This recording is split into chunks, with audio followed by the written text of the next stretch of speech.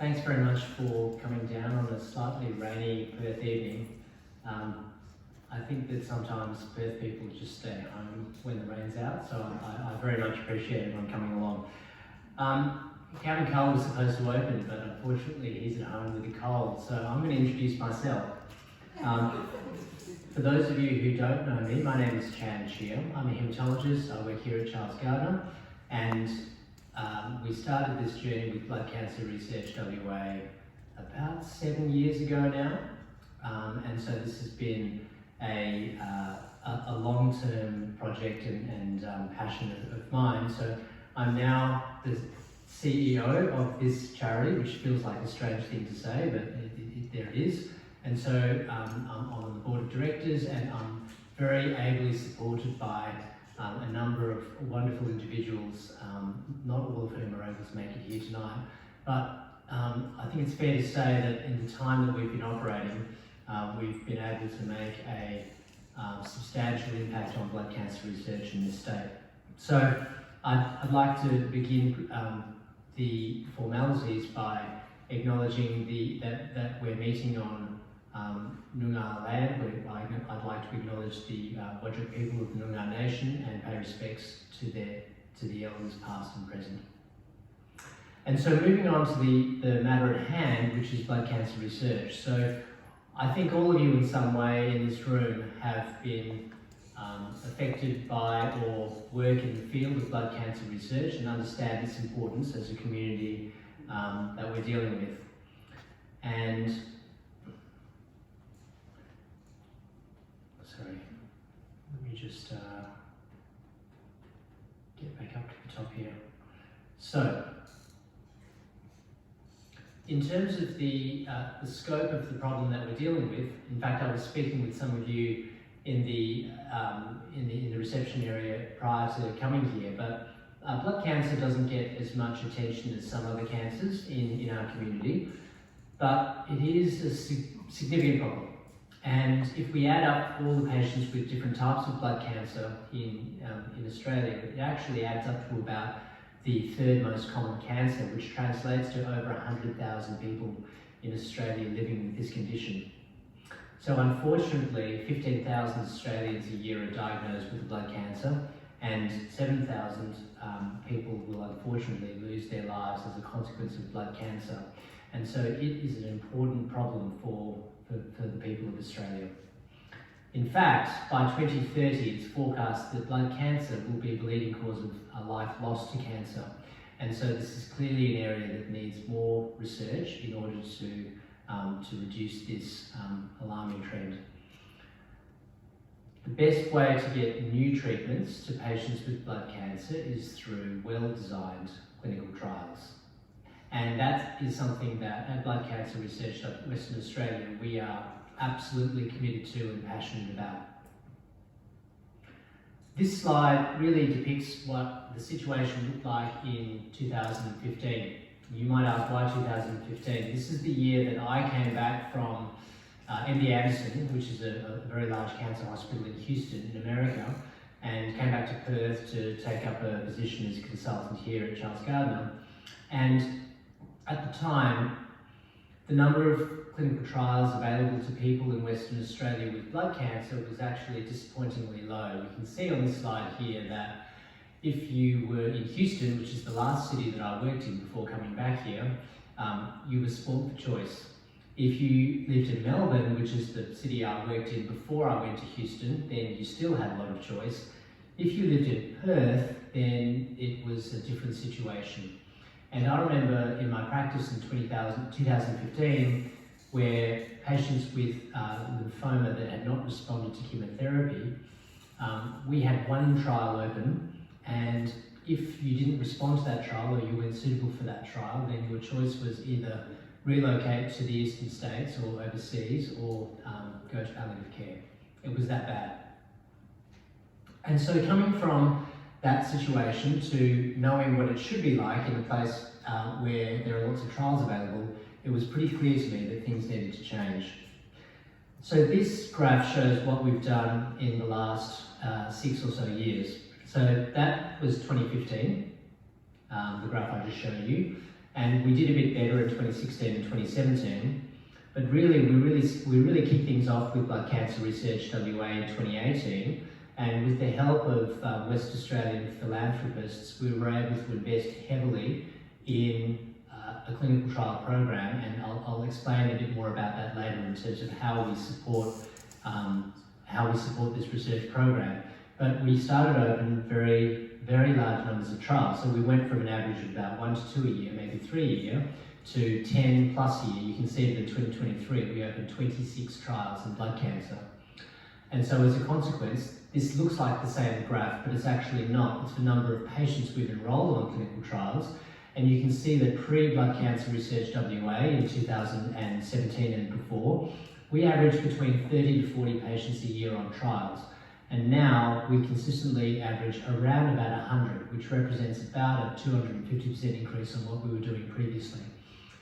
The most important thing in this activity is that it's not just bums on seats. It's actually that many of these people, and some of you are actually sitting here in this room, who went on studies in 2019 are still alive and well and in good health as a consequence of studies that were available to you 5 years ago. And I think that I think it's fair to say that without some of these clinical trials, many of the patients that we are treating with blood cancer wouldn't be here today. So I can't stress the importance of maintaining a large number of clinical trials to give the maximum number of opportunities to patients who are affected by blood cancer. So what's happened so far in the last year? Well, the driving force behind the increase in trial activity is actually not me, it's actually the fellows. And a number of our fellows are here this evening, and you would maybe have a chance to meet them in the reception area before. But the fellows are really the engine room, along with our great clinical trials team. They're the engine room of this program. And without the fellows, we would not be able to deliver the results that we do or have nearly as much activity as what we do. So, and the fellows, of course, have they come here because it's a great place to work, but they also come because we're able to fund their positions through the help of West Australian philanthropists, and for that I'm eternally grateful. We've been really fortunate that we've been able to stimulate investment from the state health system, and that has increased over time and really has been able to be delivered because we've been able to show very clearly the benefits that we've been able to be able to deliver to patients with the investments that we've derived. And as always, when going to government, if you go cap in hand asking for money when you have nothing, you have a pretty hard time with it. But if you go with money that's already been committed and results on the board, it's a much different answer. And we've certainly been able to demonstrate substantial benefit from the philanthropic money that we've invested in this endeavour, such that a number of the positions that we've created have now been taken over by state government funding. And so in a sense, Blood Cancer Research WA is really a medical startup. It's not actually, it's not just a charity. I think of it more as a startup. We've really increased the number of investigator-initiated trials, and what that means in English is these are trials which are not sort of generated by the pharmaceutical industry with the primary goal to get a drug to market and generate revenue for a pharmaceutical company. These are trials which are developed in-house by academic investigators, people who have an idea, who might combine drugs which have never been combined before, who might use drugs in a way that they've never been used before in order to creatively treat people with blood cancer. And I think that they're an incredibly important aspect of the research program that we have here. And we've had a lot more immunotherapy drugs, and you're going to hear from a patient who's been on one of our immunotherapy trials and a researcher who's been instrumental in driving one of them shortly. So this is an example of some of the antibodies that are changing the face of blood cancer research, bispecific antibodies. And although most of the activity in this field has been in lymphoma, there are a variety of blood cancer types, including myeloma and leukemia, where increasingly these drugs are showing promise.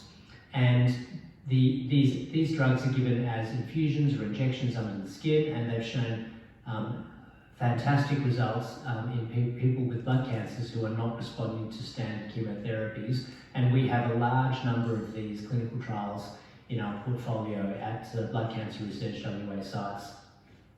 And antibody drug conjugates are another class of drug that we've got a lot of activity in, and it's through being able to offer trials looking at new drugs like these that we're able to improve the lives of patients with blood cancer. And to put it into perspective, I've shown you all these graphs to demonstrate our increase in activity, but where does all the money go that we've raised for? In 2015, we had a structure like this. We had a consultant who was in charge of lymphoma, someone who was in charge of myeloma, someone was in charge of leukemia, and you're going to hear from Professor Carolyn Grove in a moment, who's our leukemia lead. And we had one nurse practitioner who was responsible for covering everything. And this is the situation today, and this is only possible because of all of the support from our donors. We've created this second layer of fellows. We currently have 4, but we're looking to expand that to 5 or 6 in the coming years. Fellows who are really the lubricant in the machine that keeps this entire enterprise running. We've also vastly increased our nurse practitioner levels, and our nurse practitioners are instrumental in assisting in the day-to-day management of patients with blood cancer. We also have a registry coordinator, and capturing data on what we're doing is a vital part of what we do. And the most important thing to acknowledge here is not only have our philanthropic partners been instrumental, but we've been able to engage with other collaborators such as Linear Clinical Research, Sir Charles Gardner Hospital and the Trials Unit there, and Hollywood, the Ramsay Trials Unit, who've basically either completely or partly funded some of these staff to everyone's benefit. And of course, the biggest winner here are patients. So I mentioned investigator-initiated trials. We now have quite a swag of these ongoing. This study called Leverage was an idea I had running when I was just back from the States in 2016, and we are about to present our final results to a conference in December in America this year, so that gives you an idea of the time frame for these kinds of studies. It's a labour of 7 to 8 years. This is not something that happens overnight. So at this point, I might hand over to my colleague who's the lead of our leukemia research program and an expert in molecular hematology and laboratory diagnostics, as well as treating patients with acute leukemia. So Professor Carolyn Grove did a PhD at the Sanger Institute at the University of Cambridge, and she returned to Perth in 2014, just before me. And she's been instrumental in getting the molecular hematology service at PathWest up and running. And molecular diagnostics is really the future of making accurate diagnoses in hematology. And Carolyn is going to talk to us not only about molecular diagnostics, but about how they translate into treatment for people with acute myeloid leukemia. So Carolyn, welcome.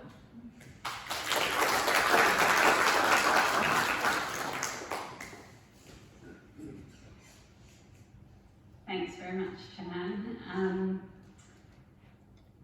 It's not often that Cheah leaves important figures out, but one of the stats I've seen on blood cancer is that incidence of 110 of the community members living with blood cancer, which is currently running around 110,000, by 2035 is predicted to be 270,000 people living in Australia with a blood cancer diagnosis. And so that reflects partly an increased incidence of these tumours, but largely the successes that we're having in these sorts of programs in improving the survival of people living with blood cancer. And so laboratory haematology might by some be considered the more academic and less glamorous side of haematology, but I'm a firm believer that accurate diagnosis is the first step to curing cancer. And so we broadly categorise our blood cancers into leukemias, lymphomas and myelomas. But actually in the last 10 years we've seen significant advances in the molecular profiling of all of these tumours, which has really refined our existing classifications, but I think we've still got some way to go. And so what would the ideal classification be? It would be one where all of our blood cancers are covered, but where they're grouped into not individual cases recognising the specifics of every individual blood tumour, but where they're grouped, defined by biology, by common therapeutic targets, and where the diseases have uniform characteristics that we can continue to develop new treatments for. And so I think cancer molecular biology is really going to drive our ongoing treatment decisions into the future. And Chan has mentioned how lymphomas are leading the way in these bispecifics and novel therapies, but really in the leukemia field it's led the way in terms of this molecular diagnosis. And so from a patient side, perhaps you don't often see that when someone's diagnosed with blood cancer, the questions we get asked are, what's the best treatment for me and will I be cured? And in my disease of interest, acute myeloid leukemia, we can cure this disease in a proportion of cases, but most patients will spend the majority of the first 6 months after their diagnosis in hospital, either receiving chemotherapy or being managed for the significant complications of that treatment, some of which I've shown here. And that would be more acceptable to me and my patients if we could cure everybody.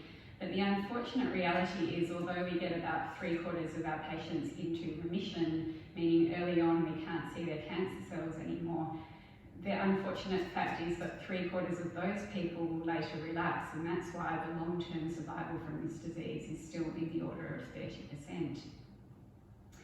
And so AML has been at the forefront of this genomic revolution, and it's easy to forget how far we've come in less than 25 years.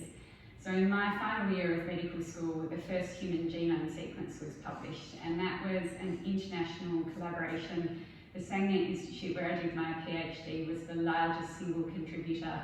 It was established purely for that purpose, and over 10 years it sequenced 30% of the human genome. The combined project was estimated to cost $3.5 billion. By the time I started my PhD just under 10 years later, you could sequence a whole human genome for $10,000, and it took about a month. And this was the era where cancer genomics really took off, and acute myeloid leukemia was the first disease to have its whole genome sequence published.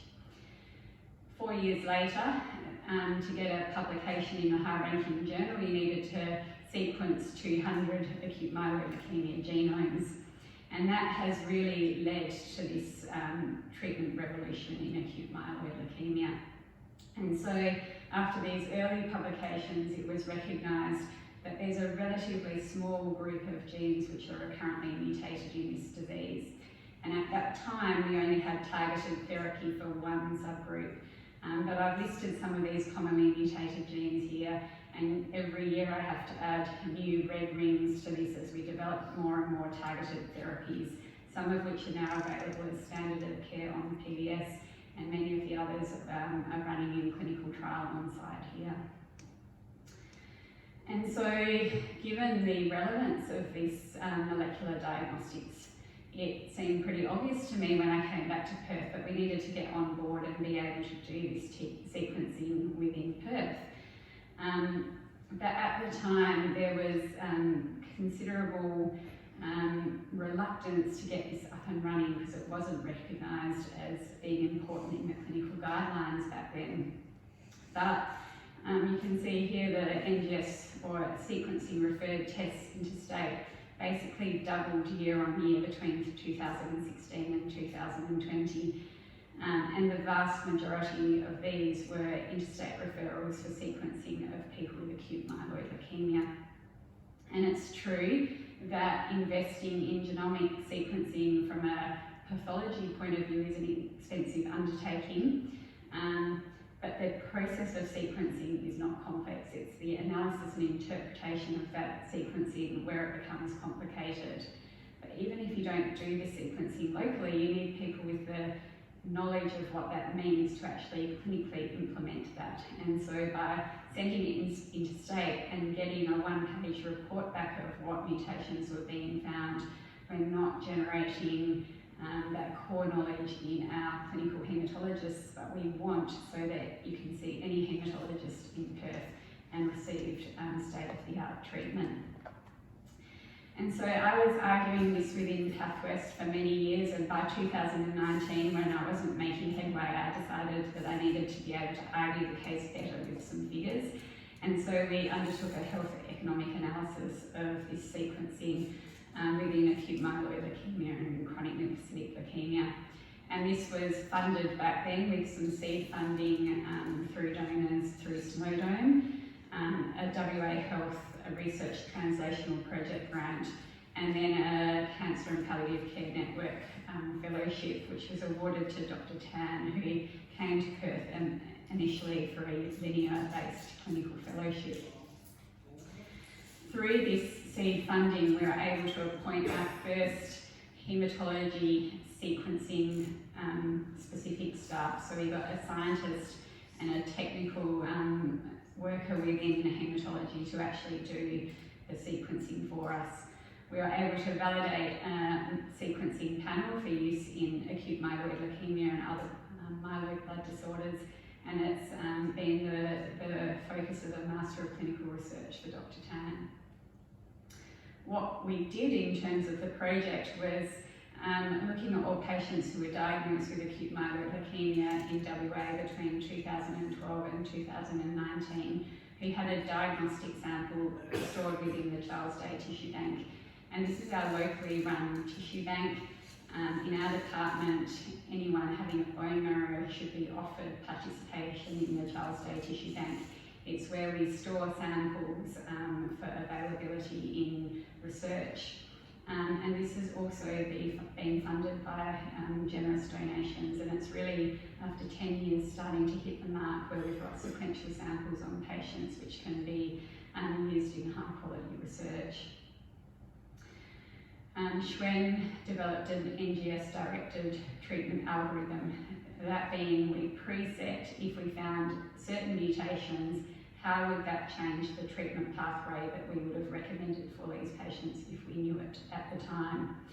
And we went on to sequence samples from 98 patients and collected the real life cost of treating those patients through their standard of care algorithm, and then used those cost assessments to do a projected cost for our theoretical NGS-directed algorithm.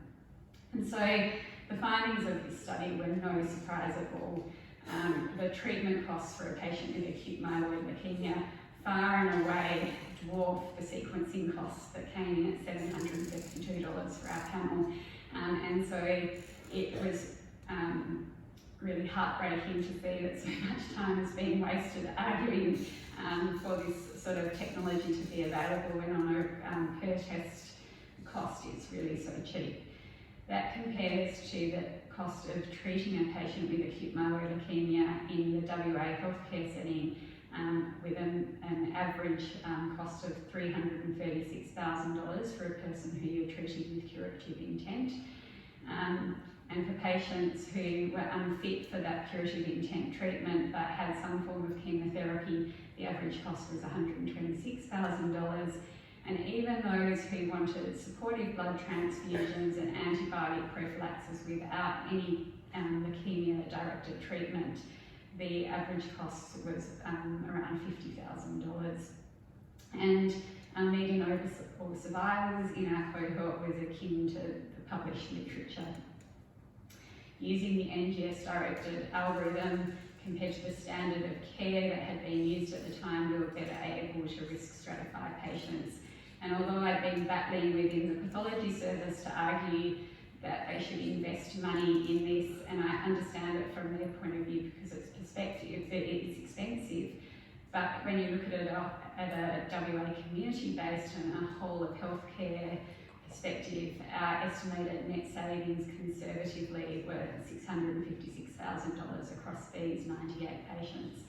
And that comes because even by reclassifying a few patients away from an unnecessary bone marrow transplant, or giving 1 or 2 patients a bone marrow transplant that will hopefully prevent their relapse, or preventing 1 patient from having chemotherapy that's not going to work for them, you can save an awful lot of money and save the relevant patients an awful lot of unnecessary heartache and time spent in hospital through those treatments. And so it was really a relief when we were undertaking this work to finally get some engagement, and we're able to start up our local sequencing service for myeloid blood cancers in March 2022 on very skeleton staff, so they had 6 hours a week paid to report all of these sequences. I've checked in the last 2 days. So far, in just over 2 years, we're up to 724 patients who've been sequenced through our service. And the split taken of the first 365 cases, you can see there's quite a range of different blood cancer diagnoses. I think the knock-on effects of this are numerous and difficult to measure, but we have now a cross-site myeloid MDT where clinicians from the various teaching hospitals and private hospitals can sign in and present their cases of people with leukemia. And because we have a local genetics team who are at those meetings, we've really upskilled our local workforce, and those genetic findings are really clinically integrated in the treatment recommendations in a way that they weren't even 3 years ago. What else have we been doing in this space? So another project is the MOSLI program, or molecular screening and therapeutics in leukemia and lymphoma. And this project was started in Queensland and South Australia, but in 2021 we received we had a successful MRFF grant and received some additional WA specific funding through a group of donors who contributed through the Leukemia Foundation. And again, we've been able to increase our workforce through these processes and train a second person to accreditation to report the sequencing, and train an additional scientist in reporting who's now been offered a permanent position within the pathology service. The sequencing on this project is through a different gene panel, so it's a 532 gene panel, so much bigger, and it includes sequencing not only of DNA but also of RNA. And so that's been a great collaborative project with the anatomical pathology department here. But for me, the most important outcome of this project has been participating in the National Molecular Tumour Boards. And so I'm a strong advocate for doing things locally for local patients, but also we need to not be an island. This is a rapidly changing field. And so being able to dial in once a week to a National Molecular Tumour Board where we discuss these difficult cases has been a really great process for us as a team, but also for the patients who are benefiting from this sequencing. So how will we further improve patient outcomes? And to me, there are 3 ways that we can do this: improving our frontline treatments, preventing relapse, and a bit further away, but the possibility of prevention of blood cancers is what we should strive for. So with a very leukemia focus, I wanted to quickly give a few examples of this. So the treatment of acute myeloid leukemia had not changed for over 3 decades until 2017, with the publication of this major trial showing that a targeted treatment to a gene called FLIC3 could increase the overall survival of acute myeloid leukemia by 7%. And 7% doesn't sound like that much. We want to do much better, but that's still a significant advance in a disease, and this treatment was quickly available through the PDS. The second big development over recent years has been introduction of venetoclax-based combinations, and this is for people who weren't fit for that curative treatment. And this is an Australian invention out of Melbourne. The median survival in this treatment combination is now around 15 months, but that's considerable improvement for a patient population who 5 years ago were considered untreatable and were palliated and given a 2 to 3 month survival. What's exciting is the number of new targeted therapies, and one of the big ones in the AML space is something called menin inhibitors. And it was recognised that around 30 to 40% of AML patients have mutations in 2 genes, either a rearrangement involving a gene called KMT2A or a mutation in a gene called nucleophosphine. And so they're different mechanisms, different classes of this disease of leukemia, but both shared biologically an upregulation of signalling through a group of genes called HOX genes. And this can be targeted through menin inhibitors. And what's more exciting about this to me as a molecular biology person is that these KMT2A rearrangements are not just specific to acute myeloid leukemia, but they're also found in acute lymphoblastic leukemia, a completely different class of blood cancer, and they have a particularly high incidence in children diagnosed with acute lymphoblastic leukemia in infancy. So 70 to 80% of infant leukemias have rearrangements in this gene. And so we've been participating through Charles Gairdner Hospital in a phase 1 trial of a menin inhibitor, and it's the first trial I've ever done as a leukemia specialist where I could recruit both acute myeloid leukemia and acute lymphoblastic leukemia patients to the same trial based on the genetics, and where paediatricians are recruiting to the same trial. And this is single agent treatment in multiply relapsed patients, and almost 2/3 of patients responded, and around a quarter of patients went into remission on this treatment. So although the median survival is still shorter than we'd like at 8 months, I think moving this treatment into frontline therapy is really promising, and I'm hoping that in the next year we'll be able to open a frontline trial in combination with standard of care induction chemotherapy. What about preventing relapse? Well, this is becoming a major part of my work. And so why do people relapse? Well, they relapse because at the end of treatment, there's still rare cancer cells in the blood. And 10 years ago, we used to call it a remission when you had less than 5% of these abnormal cells in the bone marrow. The cells in leukemia are called blasts, and all of us need them to make the billions of blood cells, but we need to make normal blood cells each day. So the cutoff for remission in leukemia has always been 5% of these blasts.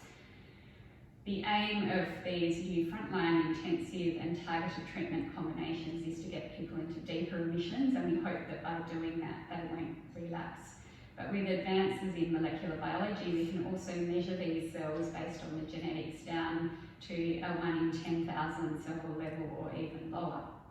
And so if we can measure it at 1 in 10,000 cell level, and we can then start people on low intensity maintenance tablets to try and keep the disease away, or if we can measure it rising from a 1 in 10,000 cell level to a 1 in 1,000 cell level and start them on treatment before they relapse their leukemia, then maybe our success rates will be even higher. So all of this is dependent on having these high sensitivity tests within the laboratory. But Australia is actually a leading nation in the field of what we call measurable residual disease monitoring. And so this is our large national trial for acute myeloid leukemia at the moment, where the trial is actually not getting people into remission, but measuring this residual disease when they're in remission. So 10 years ago, we would have discharged them from clinic or said, we'll see you in 3 months with a blood test. Now we're sending off these 6 weekly high sensitivity blood tests. We have a molecular reference committee who advises clinicians about what testing to do in individual patients. And if we see signs of progression, then we have a trial management committee who then recommends one of a battery of clinical trials depending on what the patient-specific mutation is rising at this very low level. And so I'm the chair of the trial management committee for this trial and a member of the MRD reference committee. and the participating sites are also all around Australia, but the MD Anderson has asked to participate in our clinical trial for once. So we've got the world leaders in the leukemia field dialing in to participate in our Australian-led trial, which is a really nice change. So I started with these interstate referrals, and starting our local NGS service certainly did decrease the interstate referrals for a year, but now they're on the rise again. And what's all of that about? Well, we've still got a bit of referral going interstate for NGS panels that we're not doing locally, looking for bone marrow failure syndromes and some of the lymphomas, and we'd certainly like to expand to doing those locally. But the main source of sending studies interstate is now for this measurable residual disease monitoring. And certainly for my patients, that's a source of much angst, because those referred tests take about 3 weeks to come back again. And if you're having a 6-weekly blood test and you're waiting for 3 weeks of those to get the results of the test, there's really no point in the month where you're not stressing either about having the blood test or waiting for the results. And I've actually got several patients who choose to have bone marrow monitoring, which is a bit more sensitive because of the delays in turning around these tests. So what I really want to do next is get this measurable residual disease testing up and running in Perth, and it's cheap to do. We just need to make it happen and put the people in place to make it happen. So finally, prevention. And this is really speculative for the future, but it's now recognised, this entity of clonal hematopoiesis, and what that means is that all of us develop mutations in our bone marrow stem cells through life. And if you sample people, you will find a significant proportion of the healthy population who have some of these leukemia-associated mutations in their blood, even though they have a completely normal full blood count. And that's pretty uncommon, less than in people under the age of 50, but it's almost universal for people living into their 90s. And we know people with this clonal hematopoiesis are much more likely to develop acute myeloid leukemia. But interestingly, there's several studies showing that they're also at increased risk of heart disease and strokes and of other cancers. And so things like kidney cancers and gastrointestinal cancers occur much more frequently in people with this clonal hematopoiesis. And so why is that? And if we know that this occurs, can we use some of these targeted therapies early on to prevent people from even ever going on to develop some of these consequences? And this is a really important and growing area of research that you know, we hope through things like our tissue banking that we can contribute to in WA. And so I hope I've shown you in this that disease definition and the molecular basis of disease is a really important factor in developing better treatments for blood cancer. And so the two go hand in hand, that molecular diagnosis along with the development of effective targeted therapies and all of these clinical trials that we support is how we'll together improve outcomes for patients with blood cancer. Thank you.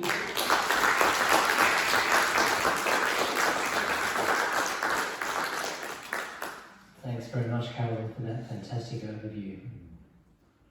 So, it's my great pleasure to introduce our next speaker, Dr. Kat Lewis.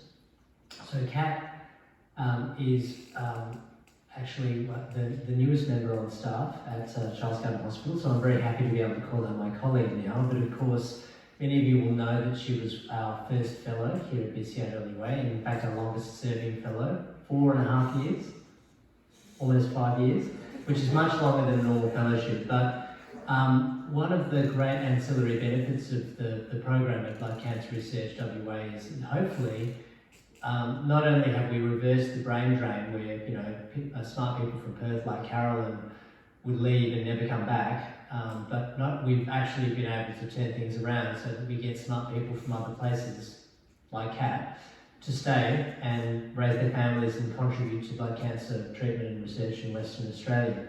So Kat's going to tell us about the Pacific study, which is a study of a type of immunotherapy in a specific type of lymphoma. And Kat, I'll hand over to you. Thanks.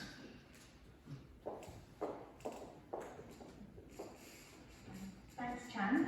So I don't have any slides, but and I'm going to quite quickly hand over to Jo, who's one of our current fellows, who has one of her patients, Lauren, here, who is actually having treatment as part of this trial, the Pacific trial. And so I'll just give a bit of a brief background. So primary mediastinal B-cell lymphoma is quite a rare type of blood cancer, type of lymphoma. And patients who have this type of blood cancer have a tumour in their chest, near the heart. And the cure rates for this type of blood cancer actually have been very high. But the treatments that have traditionally been given are either fall into sort of one of the two camps, either quite intensive chemotherapy or a less intensive chemotherapy followed by something called radiotherapy. And because of where these tumours are, radiotherapy is to the area near the heart. And so either of those approaches, intensive chemotherapy or less intensive chemotherapy followed by radiotherapy, we get very worried about the short and the long-term side effects and problems from those treatments. So in particular, severe or even life-threatening infection with intensive chemotherapy, or the risk of developing another type of cancer in the long term, particularly breast cancer or cardiac disease, heart disease in the long term. Taking a slight step sideways, alongside these treatments, over the last sort of 10 years or so, there's been a big move to try and develop less toxic, less side effects treatment, not with chemotherapy or radiotherapy, but across cancers as a whole. These agents, such as Chan mentioned, with these other different ways of approaching and treating cancer, have been developed. These drugs called immunotherapies, which do not directly kill cancer cells, but rather manipulate or change an individual's own immune system such that those immune system cells can kill the cancer instead. And there's been definitely a shift and a huge development in these treatments to very good effect against a number of cancers. And pembrolizumab is one of these types of drugs. It's an immunotherapy and is very effective in primary mediastinal B-cell lymphoma and in Hodgkin lymphoma, two types of blood cancers, as well as some other types of cancers as well. And we actually can use pembrolizumab to treat these conditions in Australia already on the PBS, but this is available for people who have had at least one or more, or two or more types of treatment for their lymphoma in the past, and unfortunately that lymphoma has come back. And we know even in that situation, this drug can be very, very effective and have some very long-term survival and benefit for these patients. And so with this kind of background, over about 3 years ago, Chan and I sort of thinking of how, whether there was a trial that we could develop in this space, and how we could improve ideally improve the already very good cure rates of this condition, but also at the same time as trying to get rid of some of those side effects that I mentioned, so rid of some of the longer term risk of having radiotherapy, or the short and the long term risk of having, and side effects of having a very intensive chemotherapy. And thus the Pacific trial was born. So the Pacific trial is Chan and my idea, and we've designed and developed and been able to open this trial at Sir Charles Gardner, and it's also now open in 9 sites around Australia as well, so that people with primary mediastinal B-cell lymphoma can receive treatment when they've just been diagnosed, instead of with those other treatments I mentioned before, that they can receive treatment as part of this trial with the lower intensity chemotherapy that I mentioned before. Not to say that it's a walk in the park. I know many of you in this room will have had this treatment called RCHOP before, and it's not easy, but certainly a move towards less intensive treatment and instead of followed by radiotherapy, in combination instead with this drug pembrolizumab. And so we have this trial now, as I say, open around Australia, and Lauren has, or is receiving, I should say, treatment for her primary mediastinal B-cell lymphoma as part of the trial. And I think Jo is now going to just come up and interview Lauren. Jo's one of our fellows here, and she's been providing Lauren's medical care and treatment as part of the trial.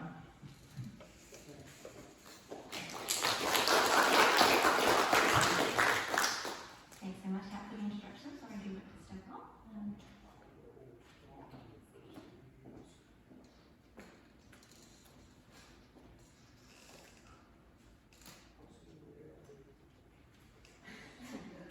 So thank you so much for agreeing to speak tonight and sharing your story with us. I've obviously had the pleasure of looking after you on the Pacific Trial and walking along beside you on your cancer journey. But can you share with the audience tonight, tell us a little bit about yourself? So I'm 43, I think 43 years old. I'm married with 2 young daughters, 9 and 7. We live quite a busy, active lifestyle. I'm a PE teacher, so I'm currently still on leave at the moment, but was working as a PE teacher when I was diagnosed. My daughters play a variety of sports, so as well as being a teacher, my husband and I are part-time taxi drivers for their sports. And again, up until I got sick last year, was playing netball and going to the gym regularly, and my number one passion is running. So all of that kind of stopped, or semi-stopped at the moment. I should probably point out in saying, like, I never get sick. You know, in the meantime, I get a bit of a sniffy nose, bugs will go through the house, gastro, you know, when it's like with 2 young kids. Much to my husband's annoyance, I'd never pick up anything. So I kind of always thought I was almost invincible to getting sick in a way because of how I've treated my body. So when I did start getting sick and was eventually diagnosed, it kind of like knocked me for 6 because I never, I didn't really know much about lymphoma, but to be diagnosed and with this particular type of lymphoma, it took a while to adjust to because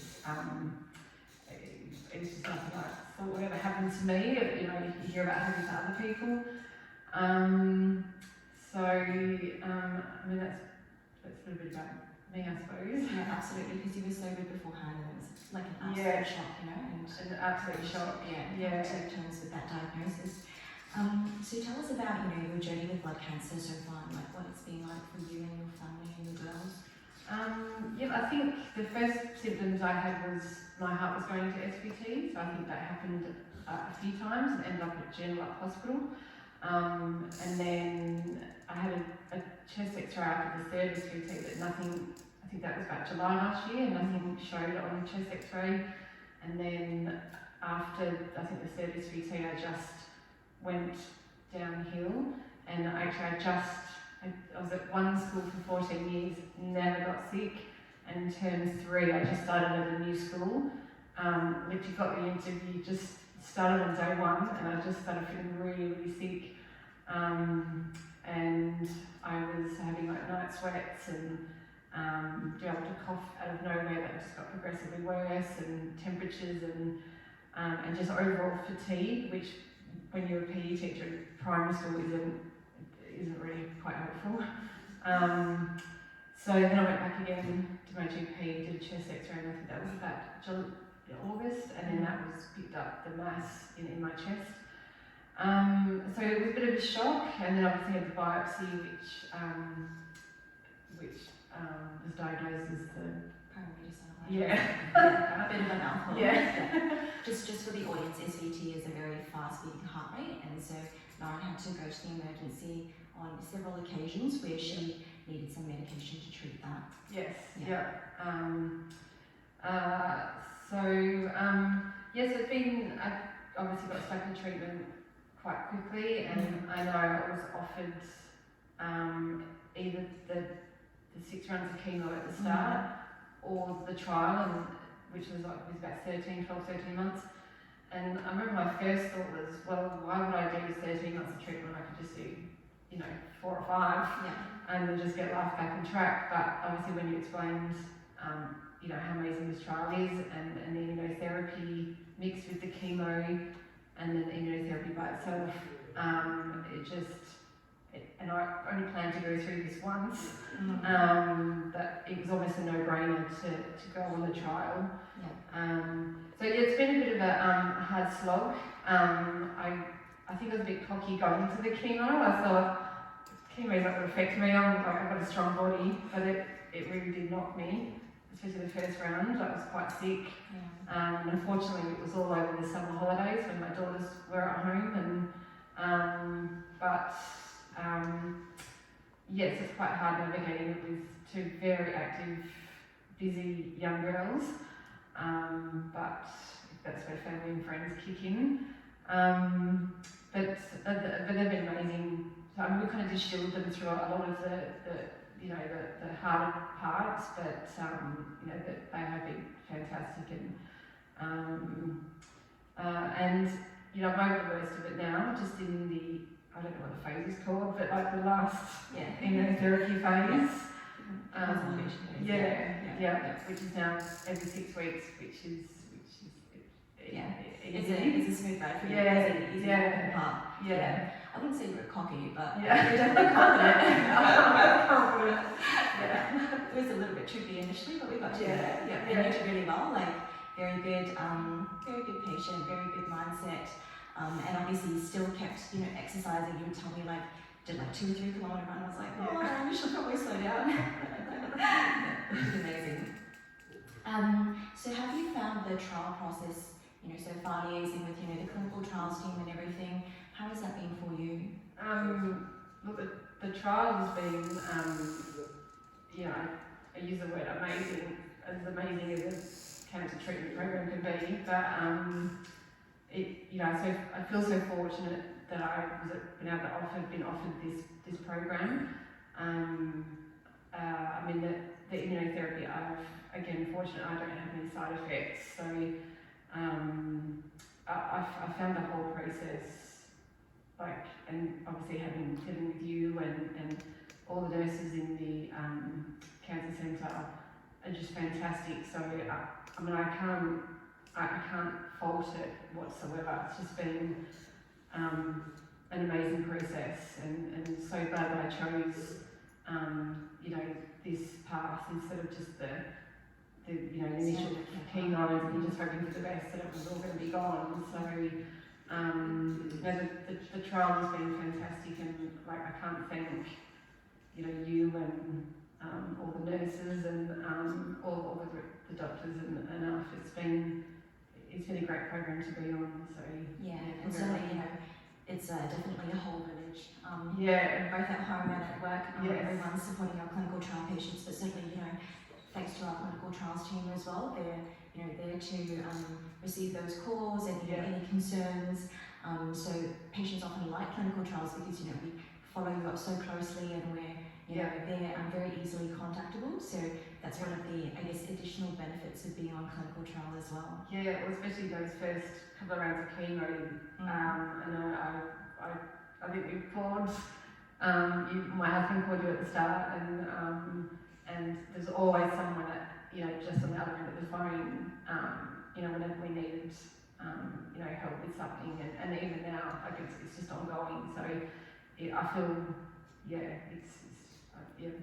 very lucky to be on this trial, and I'm so glad you had a good experience so far.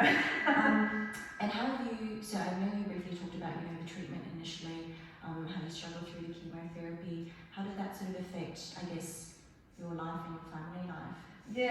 It took a while to adjust. All I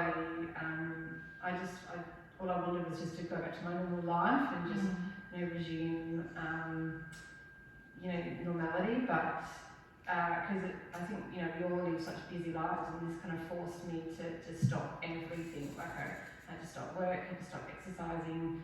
I was in bed a lot, and I went from being busy, I I think I worked the day that I got my PET results, and then I had my PET results that night, and I was in hospital the next day, so I was up working, and it was just like overnight I just had to stop everything. So it took a while to adjust to just being still for a moment. And then that's why I was meant to resume work this term, but I just didn't mentally feel ready, physically feel ready. So I'm due to go back to teaching next term. So I'm a bit nervous about it, but kind of excited and nervous at the same time. But yeah, it's been hard at times just having two young kids and you kind of want them to know that mummy isn't 100%, but at the same time you want to protect them a little bit, so there's this fine line of what you want to tell them and that I can't, they always want me to do dances with them in the evenings and, but mummy can't do a dance tonight, mummy's a bit tired, so but now I'm fully adjusted to just being still and it's funny, like when I first was off work, when I take the girls to school, and some of the mums would say to me, well, what are you going to do today? And I felt I had to make something up even though I was in treatment, because we're always used to being so busy. So it took a while just to say, well, I'm doing nothing today. I'm just resting. So, but yeah, but now I'm kind of out of that, getting my energy back now and, running a bit longer and running a bit further again, which is good. So absolutely, yeah, you've done the hard part. The 6 cycles of chemotherapy has now been finished, and look at the results. So the picture on the most far left was where Laura was first diagnosed, and then the second picture is immediately after what we call the window phase, which is the pembrolizumab and also rituximab treatment, and you can see that there's been a significant improvement in sort of the cancer uptake, and so you achieved a very good partial response at that point in time. And then after the 6 cycles of chemotherapy, we're now in a complete remission, and you're going to sail through the rest of this now. Easy days for you. Yeah. Thank you. thank you.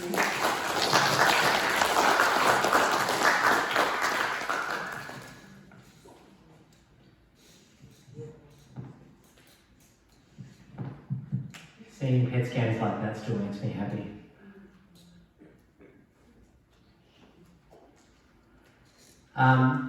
So it's always humbling to hear from our patients and hearing about it from a patient perspective, and it makes all the nights that you're sitting at the computer bashing away a Word document at 11 o'clock at night worthwhile hearing from people like this. So thank you, Lauren, thank you for sharing.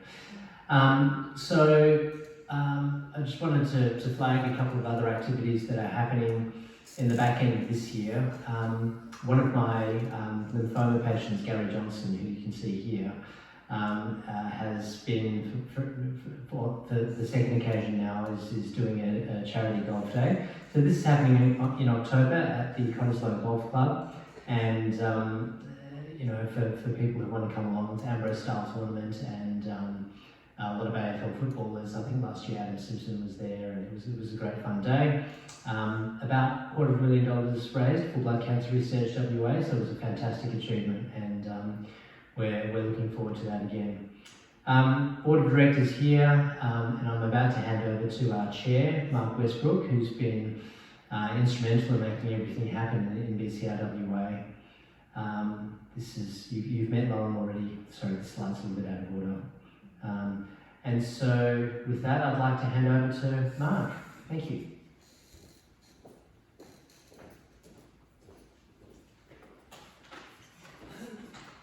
Well, you can imagine that I feel like I'm the least intelligent person in this room after listening to those fantastic research stories, the stuff that's happening in Perth now, through the initiatives that have been taken by people coming back to Perth and deciding that they want the best for people in the world to be available to people in Perth, and then go beyond that and say, well, actually we can do better than that. We can develop our own initiated trials which take us to another level. So when we started out this project a few years ago, and I put myself in there, but probably being a bit I don't know what the word is, but Chan started this project many years ago. I guess it was sort of an interesting thing that Joleen said, you know, the village.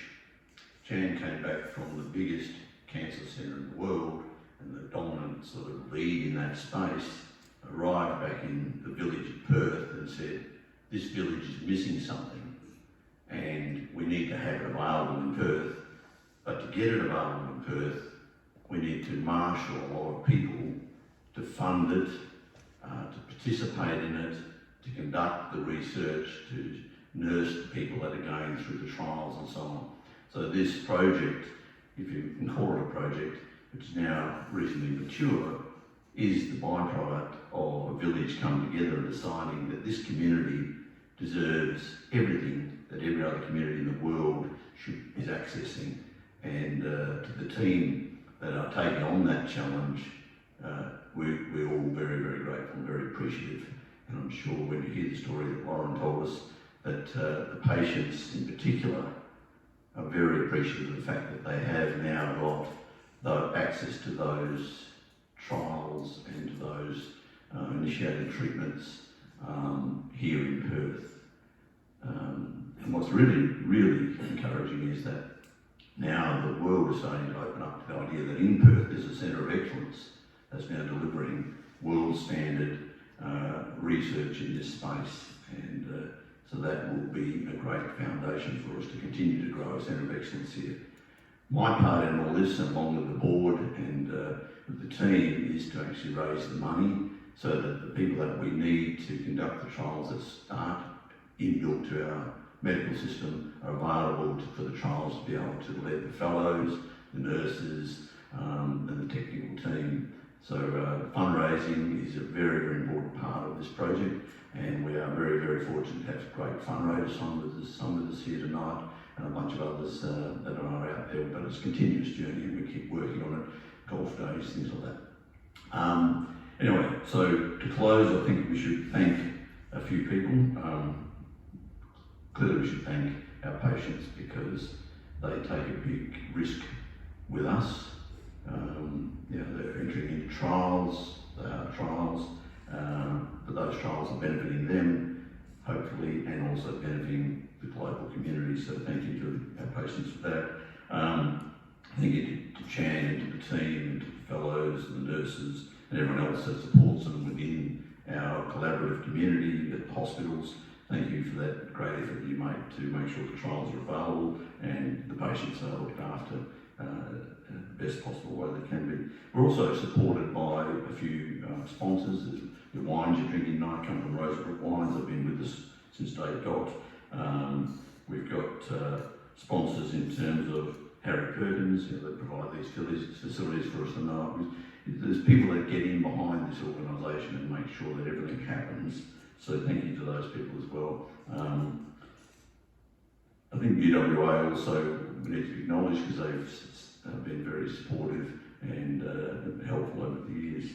With that, I think it's time for us to wrap up the evening. And again, very much appreciate your attendance, and hopefully from tonight you can take something out to the community and encourage others to participate one way or another, or to recommend patients to come and benefit from the work that's being done. Thank you.